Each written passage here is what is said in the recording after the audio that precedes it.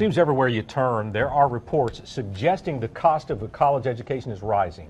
But is it really? Tonight in a special report, News 13's Frank Verboni blows the cover off a dirty little secret when it comes to college pricing. And Frank, aren't colleges and universities reporting higher costs?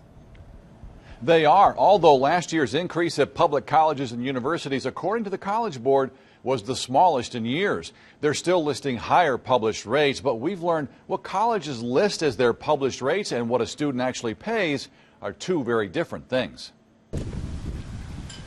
Picking a college can be a lot like buying a car. That must have been some sticker shock. Oh yeah, definitely. Anna Dillon of Hendersonville chose Mars Hill University, where they list their tuition at $11,576 per semester. Add food and housing and the yearly cost goes up to $34,184. But the sticker shock isn't limited to private universities. I get actually all of my tuition paid by grants and scholarship from UNC Asheville and also from the federal government. Freshman Luna Rutkowski is one of the lucky ones at the state-supported public university. UNCA's published rates, $3,120.50 per semester for in-state residents and $10,031.50 for out-of-state.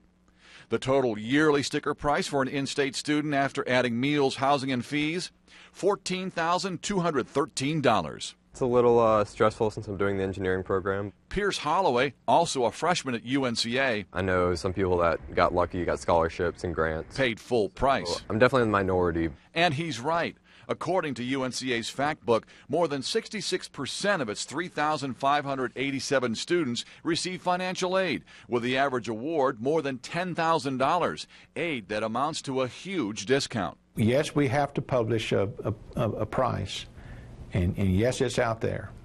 But 98% of our population, 98% of 1,226 last fall specifically, 98% didn't pay that.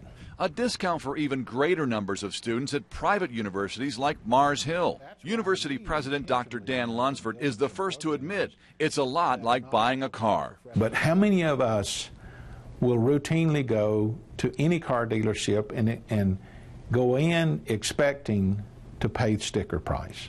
He says students and parents have come to expect a discount. Families are expecting that their child or their student deserves monies because they have good grades, are top in their class, or have athletic talent. Collegiate cycling is kind of starting to pick up. Dr. Lunsford says endowments created for scholarships that often target certain disciplines are part of the reason for the inflated sticker price. It gets all folded into a summation of cost, including our investment out of our operational budget into financial aid for students. He says removing the endowments and financial aid would hurt the school's growth and student opportunities for something he says is well worth it. The economic capacity and ability of people is always going to be increased by elevating their level of education. An education whose price may seem a little confusing. I think it's kind of deceiving, obviously. I think people prepare for a certain amount of money.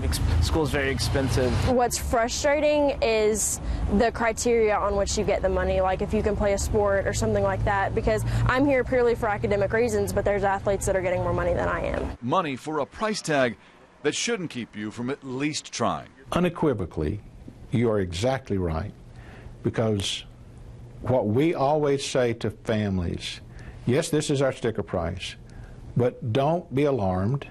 Let us work with you based on data you give us, and we'll show you what the net cost will be.